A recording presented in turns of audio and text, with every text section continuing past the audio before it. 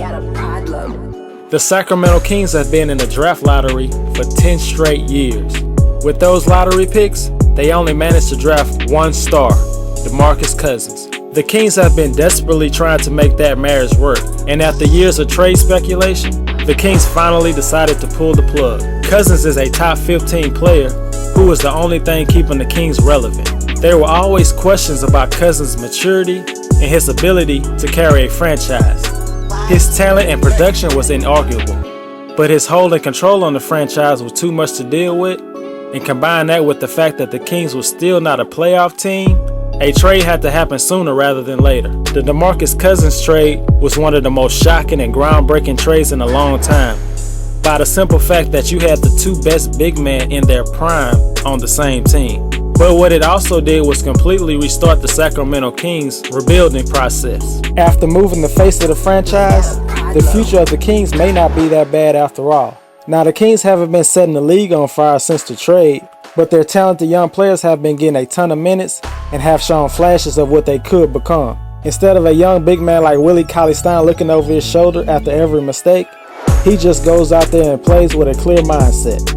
The main piece of the trade is last year's 6th overall pick, Buddy Hield, who had been a disappointment halfway in his rookie year in New Orleans. However, he's slowly gaining confidence with every game.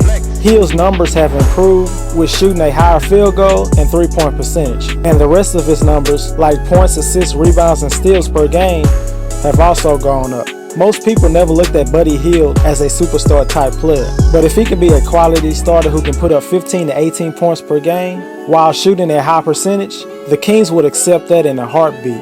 One former Kentucky Wildcat in Cousins leaves, and two more former Wildcats step up and take his place in Skal Labissiere and Willie Cauley-Stein.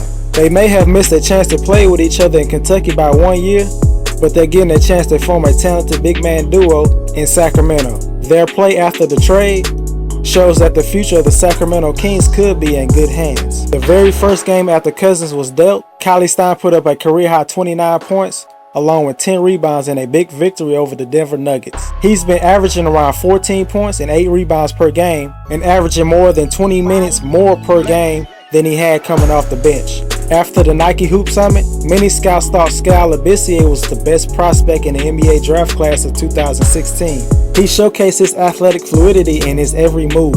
With a combination of his footwork, silky smooth jumper, and defensive potential, Skal was the complete package. But things didn't go as everyone predicted in college.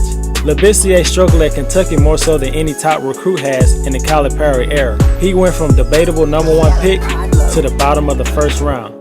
With increased minutes, he has increased his production. But his coming out party was his performance against Phoenix. Skal simply took over the game.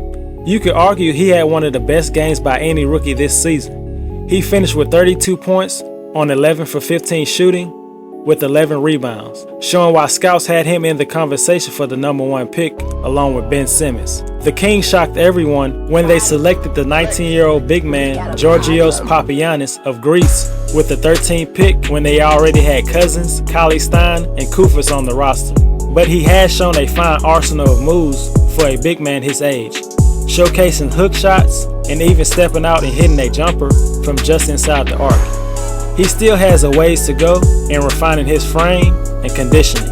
The Kings have a great opportunity to add more talent to this young core.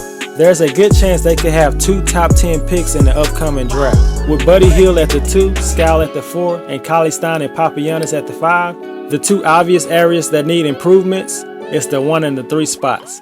And as it turns out, this is the perfect draft class to have point guard and small forward problems. The Kings most likely will draft in the 5 to 10 range. For the point guard position, after Markelle Fultz and Lonzo Ball, who will definitely be gone by the 5th pick, their choices could be between De'Aaron Fox and Dennis Smith Jr. To add to the backcourt with Buddy Hield, you can't go wrong with either prospect. De'Aaron is a better defender and Dennis is a better scorer.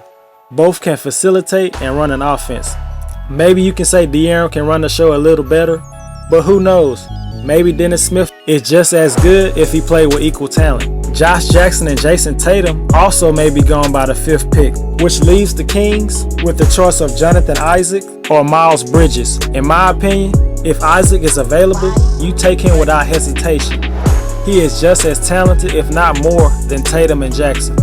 He just needs to be more confident and more selfish at times. The Sacramento Kings don't have the brightest future, but a trio of Skal, Hield, and Cauley-Stein is a nice start.